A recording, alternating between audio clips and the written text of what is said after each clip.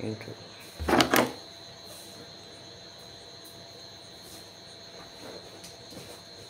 या व्हिडिओमध्ये आपण पाहणार आहोत some basic concept of the chemistry.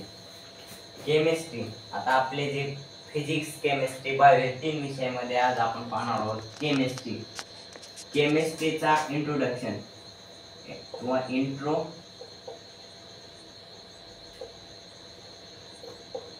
Introduction of the chemistry म्हणजे केमिस्ट्रीची एक ओळख आपण या चॅप्टर मध्ये पाहणार आहोत. Introduction. Second is introduction matter. Introduction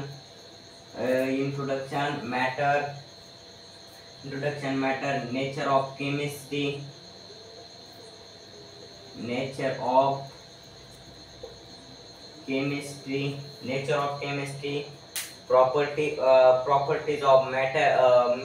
properties of matter and measurement म्हणजे त्या प्रॉपर्टी मॅटरच्या प्रॉपर्टी आणि त्याला मोजमापन करण्याची पद्धत. And fourth point is laws of. हे जे आज आपण 5 लॉ पाहणार आहोत ते पूर्ण केमिस्ट्रीचा अभ्यास या 5 लॉज ऑफ केमिकल कॉम्बिनेशन.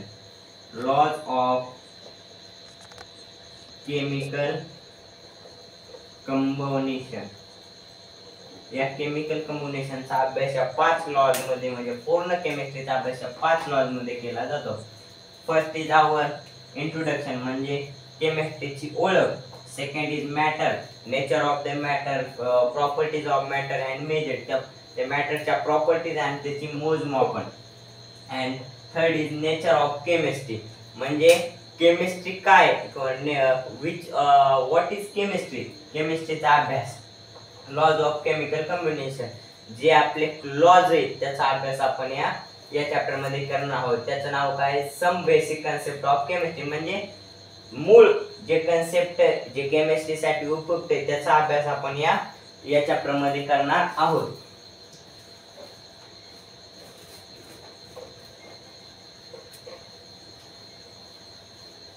आता पहा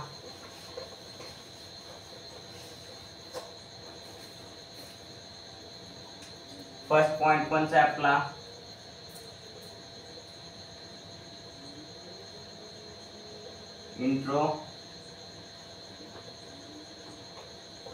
introduction. First point is introduction म्हणजे आपल्याला केमिस्ट्रीची ओळख. आता व्हॉट इज केमिस्ट्री म्हटलं तर काय? इंट्रोडक्शन म्हणजे काय? The study of chemistry which deals the study have laws chemical reaction which deals with the study of laws and chemical reaction in the universe. या युनिवर्स मध्ये जे केमिकल रिएक्शन के lodge काय principal असते त्याचा अभ्यास आपण या केमिस्ट्री मध्ये केला जातो. The study of chemistry which deals with the study laws and chemical reactions. Which deals with the study of the chemical reaction. प्रत्येक रिएक्शनचा अभ्यास आपण या इंट्रोडक्शन म्हणजे या केमिस्ट्री मध्ये केला जातो. which have materials which have the substance is called as a chemistry. एक सबस्टन्सचा किंवा एखाद्या पदार्थाचा अभ्यास लॉज एखाद्या नियमाद्वारे किंवा त्या केमिकल रिएक्शन द्वारे ज्या विषयात केला जातो त्यालाच काय म्हटलं जातं? which they are called chemistry म्हणजे त्या विषयाला म्हटलं जातं केमिस्ट्री म्हणजे रसायन शास्त्र. आज आता आपण पाहणार आहोत प्रॉपर्टीज ऑफ मॅटर म्हणजे मॅटर म्हटलं होतं ना सेकंड आपलं टर्म इज मॅटर. आता matter what is matter? Matter म्हणजे काय? मॅटर म्हणजे एक द्रव्य किंवा एक पदार्थ. सगळ्यात सोपं म्हटलं तर मॅटर मीन्स पदार्थ. मॅटरला काय मराठीत म्हटलं जातं? पदार्थ. Matter is called as a पदार्थ. आता मॅटरला आपली मॅटरची डेफिनेशन काय लिहिलं जातं? which have, माझ्या भाषेत लिहिलेली definition, which have mass and they are occupies space, it called as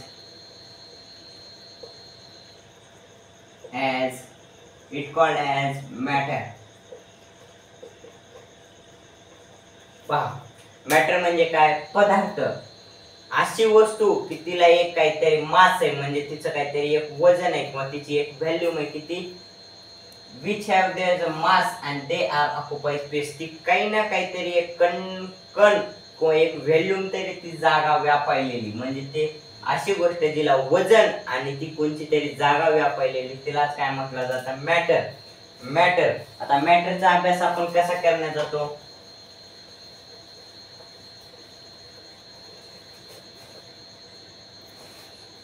मॅटरचा अभ्यास कसा केला जातो, मॅटरचा अभ्यास आपण 3 स्टेप मध्ये केला जातो. आता 3 स्टेप कोणत्या, कंपोनंट्स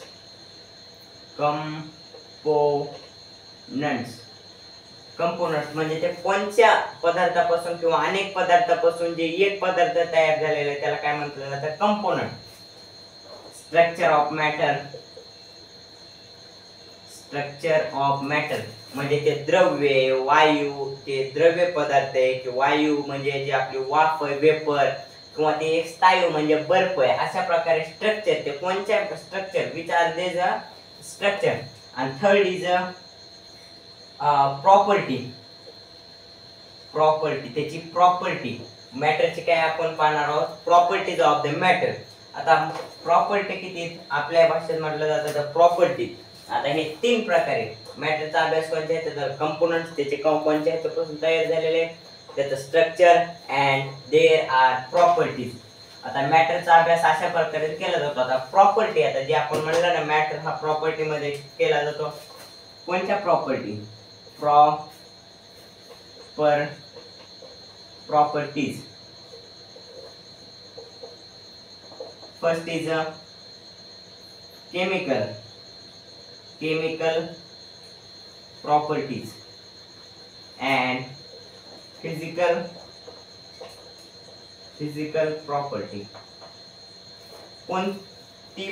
त्या प्रॉपर्टी किंवा त्या मॅटरची प्रॉपर्टी म्हणजे केमिकल आहे की फिजिकल आहे, अशा प्रकारे आपण प्रॉपर्टीचा अभ्यास करण्यात येतो. आता हे झालं आपले एक मॅटरचं इंट्रोडक्शन, म्हणजे थोडक्यात घेतलेलं आपण मॅटर. थोडा रिकॅप म्हटलं तर आज आपण काय पाहिले, introduction, the branch of the study of the which deals with the study of laws and principle. Chemistry, रसायनशास्त्र म्हणजे काय, एखाद्या घटकाचा किंवा एखाद्या सबस्टन्सचा अभ्यास लॉज किंवा केमिकल रिएक्शन द्वारे करण्यात येतो. सेकंड मॅटर बघितलं आपण, मॅटर काय, which have mass and occupies the space, असा पदार्थ की त्याच्याकडे काहीतरी मास आहे आणि ते ऑक्युपाइज काय करायला स्पेस.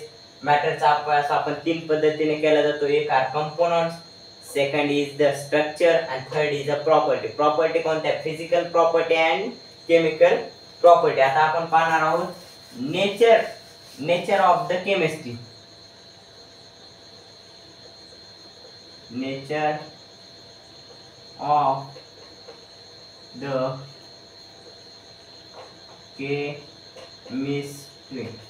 आता पहा, रसायनशास्त्राचा एक नेचर किंवा रसायनशास्त्राचा एक निसर्गाद्वारे म्हणजे नैसर्गिक अभ्यास.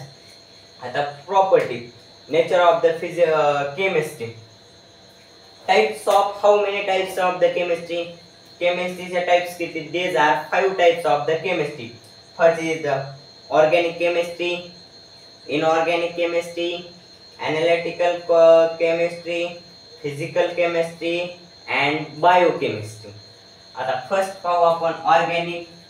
फर्स्ट इज आता याचा अभ्यास आपण थोडक्यात पाहू, म्हणजे ते types of the chemistry and देज म्हणजे त्याच्यामध्ये कोणता अभ्यास केला जातो हे आपण पाहू. आता ऑर्गॅनिक केमिस्ट्री. ऑर्गॅनिक केमिस्ट्री मध्ये कशाचा अभ्यास केला जातो? ऑर्गॅनिक केमिस्ट्री मध्ये कार्बन कंपाऊंड, जे काही कार्बन कंपाऊंड आहे त्याचा अभ्यास आपण ऑर्गॅनिक केमिस्ट्री मध्ये करण्यात जातो. इनऑर्गॅनिक केमिस्ट्री, इनऑर्गॅनिक केमिस्ट्री मध्ये आपण मेटल्स, नॉन मेटल्स, मेटॅलॉइड्स जे एलिमेंट्स आहेत किंवा एलिमेंट्सचा अभ्यास आपण या इनऑर्गॅनिक केमिस्ट्री मध्ये केला जातो. एनालिटिकल केमिस्ट्री, फिजिकल केमिस्ट्री म्हणजे थोडं फिजिक्सच्या रिलेटेड किंवा फिजिक्सचा अभ्यास केमिस्ट्री मध्ये होतो का किंवा केमिस्ट्रीचा अभ्यास फिजिक्स मध्ये होतो, अशा प्रकारे relation between physics and the chemistry, these are the physical chemistry. And third is the biochemistry, म्हणजे आता जे बायोडायव्हर्सिटी किंवा जे लिव्हिंग ऑर्गॅनिझम किंवा जे पूर्ण पृथ्वीचा जे बायोकेमिस्ट्री म्हणजे नैसर्गिक केमिस्ट्री, निसर्गामध्ये केमिस्ट्री म्हणजे निसर्गामध्ये रसायनशास्त्र. आता आपलं H2O, आता H2O काय झालं? दिस इज वॉटर किंवा हे काय झालं? पाणी. पण H2O काय झाला? Hydrogen and oxygen. हे अशा प्रकारे आपण बायोकेमिस्ट्री मध्ये अशा घटकांचा अभ्यास केला जातो की ते निसर्गामध्ये केमिकल रिएक्शन द्वारे आपल्याला अभ्यास करता येतं. आता आपण पाहणार आहोत आता मॅटरचा आपण आता डिटेल मध्ये पाहू. Matter, properties of the matter.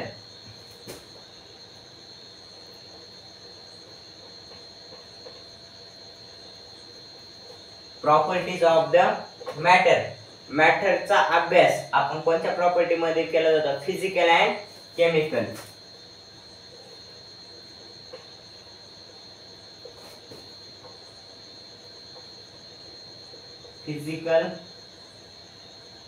Physical नुसतं प्रॉपर्टीला पी लिहितो. केमिस्ट्री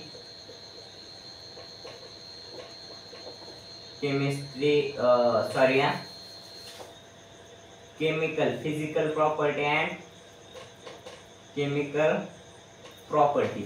आता पहा physical property and chemical property. आता फिजिकल प्रॉपर्टी मध्ये कोणते येतात? Pure substance, pure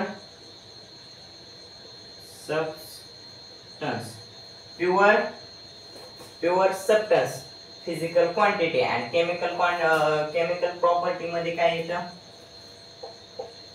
chemical property मध्ये काय येतं? मिक्सचर. आता आपल्याला याच्या शब्दावरूनच कळत आहे की प्युअर सबस्टन्स म्हणजे एकाच धातूने बनलेले आहे. मिक्सचर म्हणजे अनेक मिश्रण, ज्याच्यामध्ये मिश्रण होतं, अशा प्रकारे आपण पाहू. आता प्युअर सबस्टन्सचं उदाहरण म्हणलं तर गोल्ड, फॉर एक्झाम्पल गोल्ड. आता जे आपलं सोनं कसं प्युअर सबस्टन्स म्हणजे ते एकाच धातूपासून बनवलेलं आहे म्हणून त्याला प्युअर सबस्टन्स म्हटलं जातं. मिक्सचर, आता मिक्सचर म्हटलं तर मिक्सचर H2O. आता आपलं सगळ्यात सोपं उदाहरण म्हणजे पाणी घ्या. पाणी हायड्रोजन एक कंपोनंट अँड ऑक्सिजन एक कंपोनंट, अशा दोन एक किंवा एकापेक्षा अनेक कंपोनंट्स पासून जे केले जातं ते मिक्सचर. ते कशात केलं जातं? केमिकल प्रॉपर्टी मध्ये. एकाच धातूपासून तयार काय झालं? Gold. These are pure substance but these are physical properties. आता आपण यालाच आपण थोडं वर लिहू.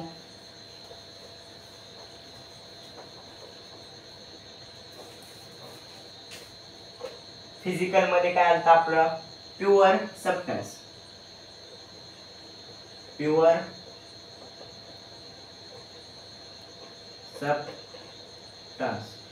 आता प्युअर सबस्टन्सचे कोणते दोन टाइप्स पडले? एलिमेंट, सगळ्यांना एलिमेंट मूलद्रव्य माहिती आहे. Element and compound. केमिस्ट्रीचा अभ्यास म्हणल्यानंतर एलिमेंट आणि कंपाऊंड तर येणार. तर आता elements are the pure substance which have one type, म्हणजे ते एकाच घटकापासून तयार झालेले. For example hydrogen, helium, lithium, beryllium, boron, carbon, nitrogen, oxygen, fluorine, neon. आता हे काय झाले आपले elements. Those are element. These are simple reaction. Elements काय झाले? Simple reaction. आणि कंपाऊंड काय झाले? एक नाही तर दोन, एकापेक्षा अधिक. आता हे आपलं झालं काय झालं? कंपाऊंड मध्ये आपण सगळे सोपे घेऊ शकतो NaCl. NaCl आता आपलं जे साल्ट आहे जे आपलं मीठ खातो NaCl, सोडियम प्लस कॅल्शियम. आता जे आपलं मीठ आहे सोडियम प्लस कॅल्शियम हे काय झालं कंपाऊंड मध्ये एक नाही तर त्याच्या अनेक धातूपासून बनले जाते. हे कशाद्वारे केलं जातं प्युअर सबस्टन्स. आता सेकंड इज आता आपण प्युअर सबस्टन्स. आता आपण अभ्यास कशाचा करणार आहोत. आता सगळ्यात सोपा आता हे जे एलिमेंट्स आर 3 टाइप्स.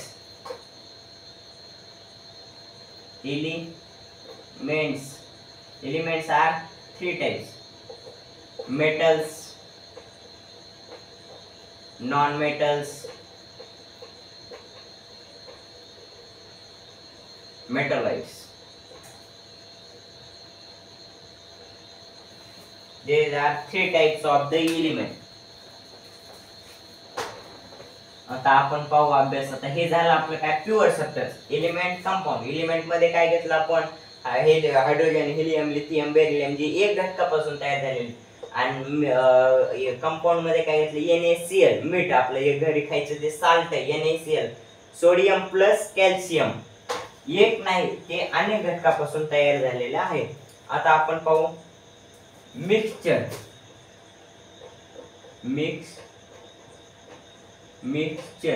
मिक्सचरचा अभ्यास कसा त्याला सुद्धा दोन. आता आपले प्युअर सबस्टन्सला जसे एलिमेंट अँड कंपाऊंड झाले तसे मिक्सचरला सुद्धा दोन प्रकार.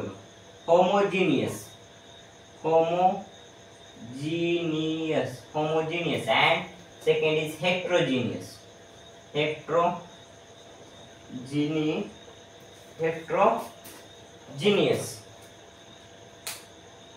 Homogeneous uniform of the same. त्याचे घटक कसे आता आपल्याला उदाहरण same. Uniform of the same. आता H2O आता पाणी.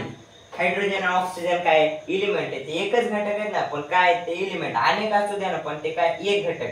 Uniform of the same and heterogeneous. Uniform are different type. आता आपण एका जागी घेतलं गोल्ड पाणी आणि NaCl या तिन्हीचे मिक्सचर होऊन का नाही याला काय म्हणतात हेटेरोजेनियस अँड होमोजेनियस. हे झालं आपलं काय दिस कॉल्ड ॲज मॅटर. मॅटरचा अभ्यास आपण पाहिला. Components structure properties. आता पहिले काय बघितलं आता आपण त्याची प्रॉपर्टी बघितली. प्रॉपर्टीज मध्ये काय बघितलं physical and chemical. Physical property मध्ये काय बघितलं आपण pure substance and mixture. Pure मध्ये काय बघितलं एलिमेंट अँड कंपाऊंड. एलिमेंट मध्ये हे hydrogen helium lithium beryllium. And mixture मध्ये काय बघितलं आपण H2O किंवा H2O एकच आहे पण ते दुसऱ्या एकाच ह्याच्यापासून दुसरे तयार होते त्यालाच कंपाऊंड असं म्हणतात. आता आपण पाहू state of matters. State of matter. मॅटरच्या ज्या 3 स्टेट आहेत. Matter have 3 types.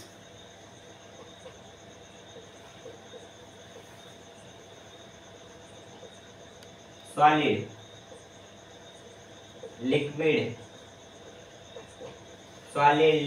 And vapour त्यालाच आपण वाफ. आता सॉलिड काय झालं आपलं द्रव्य. सॉलिड काय झालं स्थायू आपला. फॉर एक्झाम्पल आईस किंवा आपला जे बर्फ आईस. सॉलिड काय झालं फिक्स्ड शेप. त्याची साईज कशी झाली त्याचा शेप काय झाला these are fixed shape. Liquid have. आता लिक्विड पाहिलं. लिक्विडला काय झालं आपलं लिक्विड द्रव्य त्याला काय शेप आहे पाण्याला काय आकार असतो का नाही. Liquid have for example water. But shape नसला तरी त्याला व्हॅल्यूम आहे किंवा त्याचं काहीतरी मास किंवा त्याचं कशात तरी त्याचा मोजन कोणते this are measured by any. Litre, millis, DC अशा प्रकारे आपण करू. वेपर वेपर वेपरला काही शेप आहे का? Vapour have not shape, not volume. वेपरचा आता फॉर एक्झाम्पल गॅसेस, आता वेगवेगळ्या प्रकारचे गॅसेस, कार्बन डायऑक्साइड असेल, ऑक्सिजन असेल, नायट्रोजन असेल, अशा प्रकारचे अनेक वेगवेगळे gas vapour have not shape, not volume, but they have a compressible म्हणजे दाब, त्याच्यावर आपण फोर्स निर्माण करू शकतो किंवा त्याच्यावर दाब टाकेल तेवढं त्याची साईज किंवा शेप बदलत राहतं. ते झालं आपलं states of matter. 3 types of the matter: solid, liquid and gases. Solid have shape, liquid have volume, vapor have compressible. For example, solid ice, for example of the liquid water, for example the vapor gases, any gases, nitrogen, oxygen, carbon dioxide.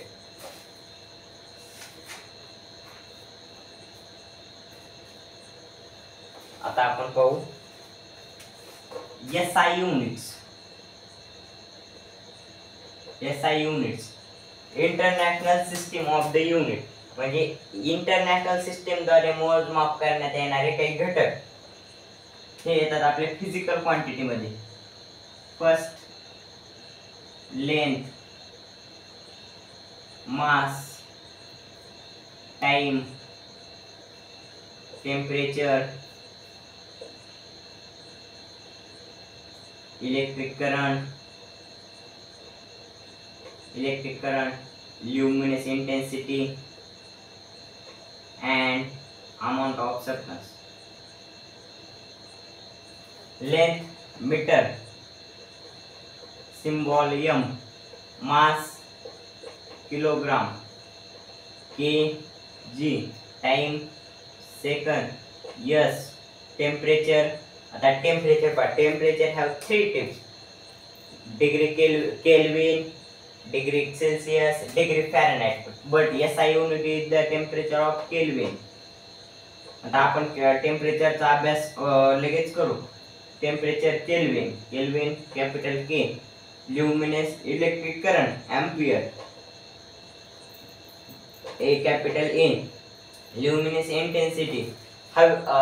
Intensity म्हणजे प्रकाशाची तीव्रता जी आपल्या सूर्याचे जे किरण आहेत किती तीव्रतेने ते आपण कशामध्ये मोजलं जातं? कॅन्डेला.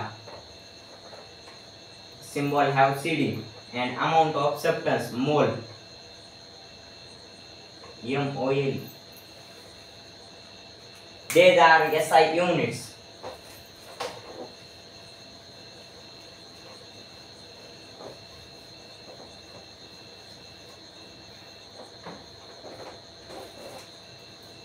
SI units. आता आपण टेम्परेचर पाहू.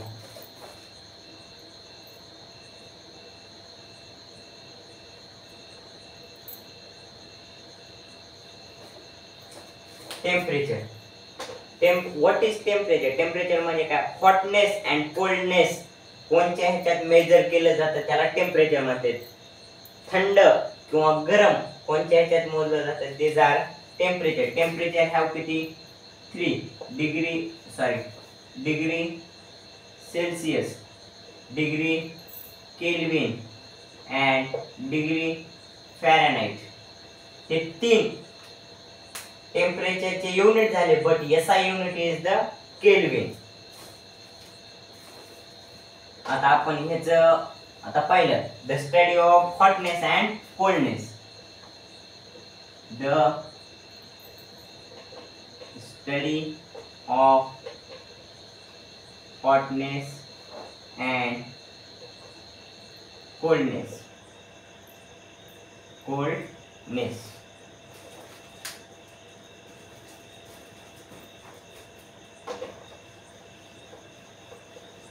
आता हे आपण ट्रान्सफर आता आपल्याला मेन म्हणजे आपल्याला क्वेश्चन कोणत्या प्रकारे जे क्वेश्चन विचारले जातात याच्यावर आपण बघू. आता क्वेश्चन आपल्याला अनेक प्रकारे, आता हे केल्विन आपण एक स्टेप घेऊ. Kelvin transfer to Celsius.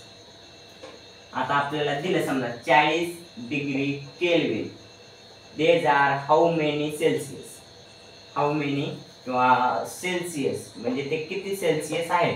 तर आपण याचं कसं काढणार, याच्यासाठी एक फॉर्म्युला आहे आणि ते आपण प्रत्यक्षात ते गणित करून बघू म्हणजे आपल्याला लवकरात लवकर समजेल.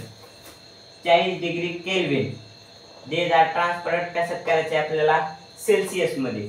त्याचा एक फॉर्म्युला आहे, degree Celsius equal to, degree Celsius is equal to degree Celsius, काय म्हणाले ते, डिग्री सेल्सिअस, डिग्री सेल्सिअस, एक minute,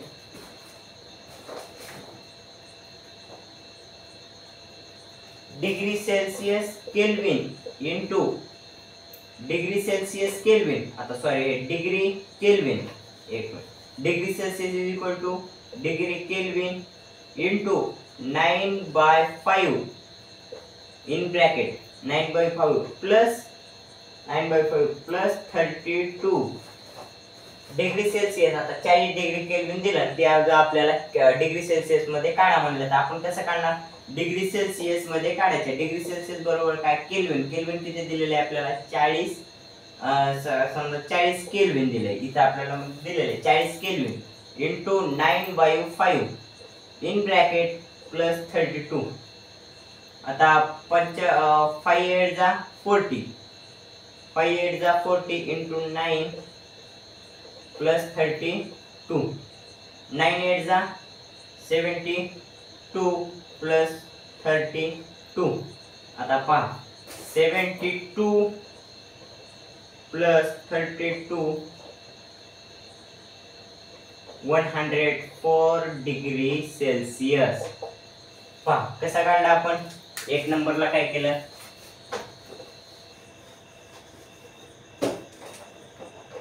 Celsius, degree Celsius equal to degree kelvin, जे किती डिग्री मध्ये दिलेले आहे, किती दिले तर 40 into 9/5 in bracket plus 32, 40 into 9/5, 5 8 जा 48 इंटू 9 इन ब्रॅकेट प्लस 32, 9 8 जा 72 plus 32 equal to 104 degree Celsius. हे सूत्र degree Celsius equal to Kelvin into 9/5 plus 32. कोणतंही जर एखादं मापन केल्विन मध्ये दिलेलं असेल आणि ते जर आपल्याला सेल्सिअस मध्ये कन्वर्ट करायचं असेल तर हे सूत्र आपल्याला, हा फॉर्म्युला आपल्याला उपयोगी पडतो.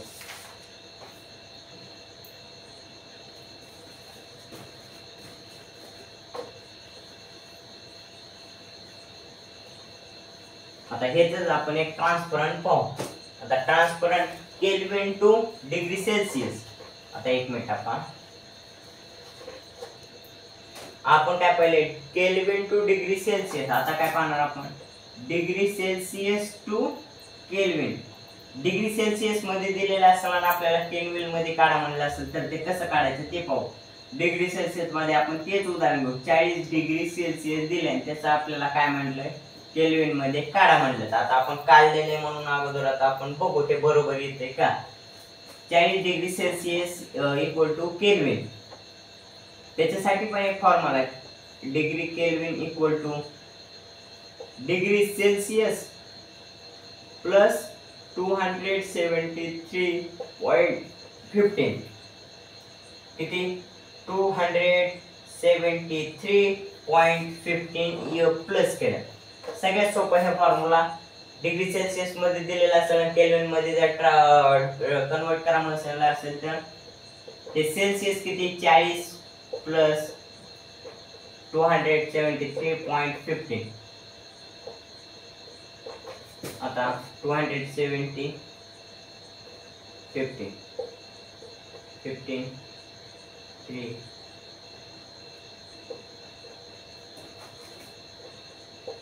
313.50. These are Kelvin. These are these are the kelvin. आता हे झालं आपलं थिअरी किंवा हे झालं आपलं प्रॅक्टिकली. आता आपण फोर्थ पॉइंट पण होता लॉज ऑफ कॉम्बिनेशन किंवा युनिव्हर्सचा अभ्यास आपण जे काय 5 लॉ मध्ये करणार आहोत ते आपण लॉ पण पाहू आणि त्याचा अभ्यास पण पाहू. पहिला कोणता law? Laws of combination. Laws of combination. Laws of the combination. आता प्रत्येक लॉ किंवा एक केमिकल, आता सगळ्यात सोपं केमिकल रिएक्शन, त्याला काय असतं? Reactant plus product. रिएक्टंट म्हणजे त्याच्या सामील होणारा किंवा जे काही तयार करणार आहे ते काय झालं आपला रिएक्टंट, आणि जे आपल्याला मिळणार आहे ते काय झालं आपलं product. these are product. Reactants and product. आता आपले ए, आता फॉर एक्झाम्पल ए आणि बी हे काय झाले आपले रिएक्टंट. हे काहीतरी गुंतवायलेत, काहीतरी केमिकल रिएक्शन दिलेत आणि आपल्याला मिळणार काय? आपल्याला मिळाले काय? P and P plus Q. आपल्याला मिळाले काय? A plus B. A आणि B जे रिएक्टंट आहे ते काहीतरी केमिकल हे करणार आहेत आणि त्याच्यापासून आपल्याला प्रोडक्ट काय होईल? P and Q. Reactant change झाले की प्रोडक्ट चेंज होणार. हेच आपलं लॉज ऑफ कॉम्बिनेशन आहे. आता रिएक्टंट चेंज म्हणजे रिएक्टंट काय चेंज होणार? H2O. आता हे झालं आपलं पाणी. पाण्यामध्ये H2O, हायड्रोजन अँड ऑक्सिजन हे जर चेंज केले, रिएक्टंट चेंज केले, तर आपल्याला मिळणारा घटक प्रोडक्ट सुद्धा वेगळाच मिळणार ना. हायड्रोजनच्या जागी जर आपण कार्बन डायऑक्साइड यूज केला तर आपल्याला कार्बन डायऑक्साइड ऑइल किंवा एखादं ऍसिड मिळाले. हे वेगवेगळं म्हणजे रिएक्टंट चेंज केला की प्रोडक्ट चेंज होणार. हा हे लॉज ऑफ कॉम्बिनेशन आपल्याला सांगतो.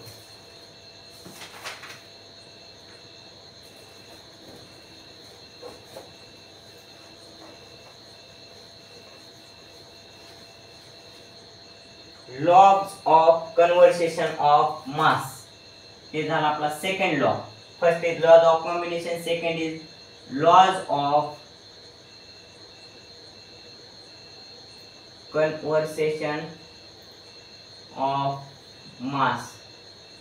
Laws of conversation of mass. Laws असा लॉ की ते आपल्याला मासशी रिलेटेड आहे, म्हणजे वजनाशी किंवा त्याच्या कन्व्हर्टेड रिलेटेड ते पाहू. आता आपण एकच उदाहरण घेणार आहोत आणि त्याच्यावरच आपण प्रतिक्रिया म्हणून त्याचा अभ्यास पाहू. आता रिएक्टंटला मी आर लिहिणार, प्रोडक्टला पी. रिएक्टंट काय? ए प्लस बी. रिएक्टंट झाले ए प्लस बी.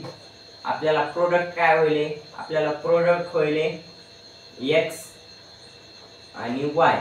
आपल्याला product A B reactants P झाले आपले, पी काय झाले आपले प्रोडक्ट एक्स वाय.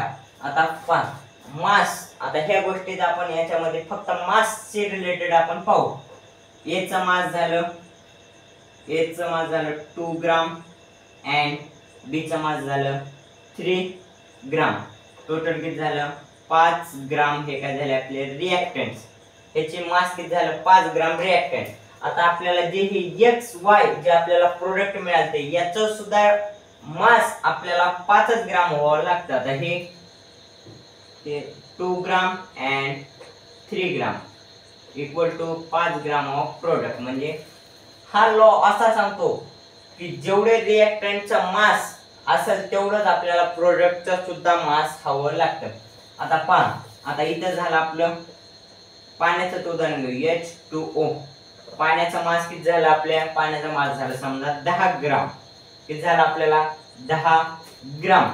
तर आपल्याला जे पाणी मिळणार आहे त्याचं सुद्धा काय होईल? 10 ग्राम. बट आता इथं झालं हायड्रोजनचं 5 ग्राम, हायड्रोजनचं 4 ग्राम अँड ऑक्सिजनचं 6 ग्राम. पण टोटल ते 10 ग्राम होणार आहे. आता पहा, ए चं 2 ग्राम, बी चं 3 ग्राम. हे टोटल किती झालं? 5 ग्राम. आता एक्स चं समजा इथं उदाहरणार्थ 4 ग्राम आणि वाय चं 1 जरी ग्राम झालं तर टोटल किती होईल? 5 ग्राम.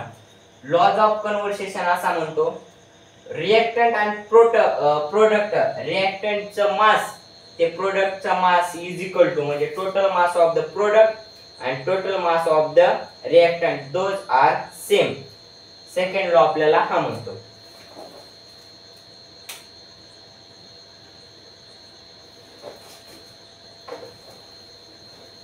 थर्ड लॉ, आता थर्ड लॉ पाहू आपण काय third law is. Third law आपल्याला आहे थर्ड लॉ पाहू. द laws of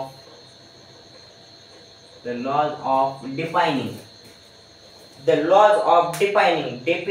defining म्हणजे laws of defining. आता आपण laws of combination पाहिला, laws of conversation mass पाहिला, आता आपण पाहू laws of defining. याच्यामध्ये सुद्धा रिएक्टंट, प्रोडक्ट हे घटक आपले या ठिकाणी नाही. या ठिकाणी आपल्याला आहे सोर्स, एक सोर्स. आता आपल्याला पहा H2O रेन वॉटर, हे काय झालं आपलं रेन वॉटर, अँड तेच पाणी घेतलं H2O हाच घटक घेतला, तो घेतला आपल्या वेल म्हणजे विहिरी मधला. H2O rain water, H2O well water. The compounds are same but source of different. हा लॉ असाच म्हणतो की the laws of defining काय म्हणतो की compounds are same but sources are different but their atomic mass are same. म्हणजे त्याचं जे वजन आहे ते सारखं आलं पाहिजे. आता H2O पावसाचं पाणी झालं काय आणि H2O विहिरीतलं एखाद्या वेगळ्या सोर्सेस पासून मिळालेलं पाणी काय, त्याच्यामध्ये हायड्रोजन अँड ऑक्सिजन हे तर सेमच घटक राहणार. बट दे हा आता याचं झालं समजा 10 ग्राम वेट, तर याचं सुद्धा 10 ग्रामच वेट व्हावं लागतं. These are same compounds but different sources. हा लॉ असा म्हणतो की जे वेट आहे ते जर कंपाऊंड सारखे असेल तर ते वेगवेगळ्या ह्याच्यातून येऊ द्या, पण त्याचं व्हॅल्यू किंवा त्याचं वेट सारखं असायला पाहिजे. हे झालं आपलं लॉज ऑफ कॉम्बिनेशन.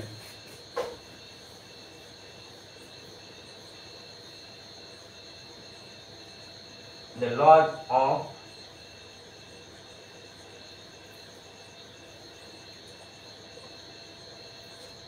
आता हे लॉज ऑफ मल्टिपल प्रोपोर्शन, हे fourth law. Laws of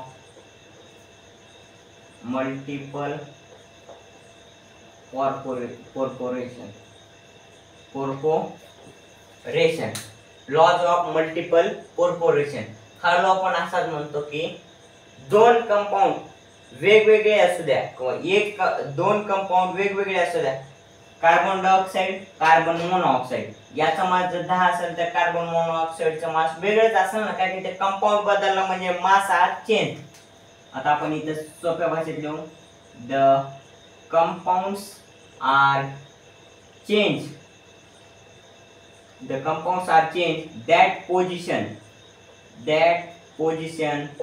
the properties of compounds are different. त्याचे जे जर कंपाऊंड बदलला तर त्याच्या प्रॉपर्टीज बदलतील हे तर नक्कीच हे आपल्याला पूर्ण युनिवर्स सांगायलेलं असतं.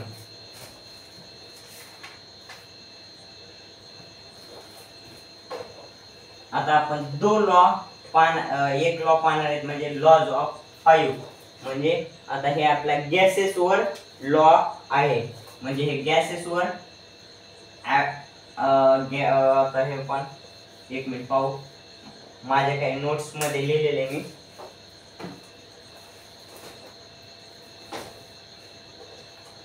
के losses law of gaseous value, Avogadro's law, हे दोन्ही लॉ हे कशावर डिपेंड आहेत, ते गॅसेस वर डिपेंड आहेत.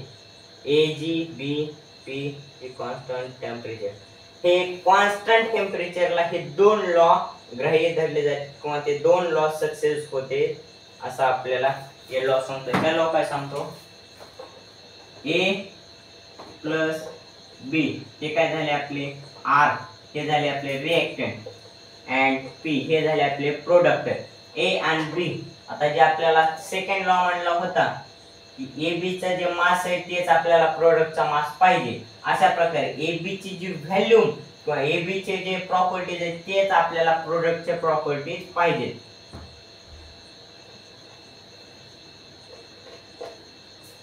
XY that is solve. हे झाले आपले 5 law. First law laws of conversation, second law laws of mass and measure, third law आपण पाहिला laws of defining, fourth law पाहिला laws of multiple laws, and fifth पाहिला आपण gases. एखादी gas असेल ते जर कॉन्स्टंट टेम्परेचरला जर समान असेल तर हा लॉ लागू होतो, अवोगाड्रो लॉ किंवा गॅलिसियस लॉज.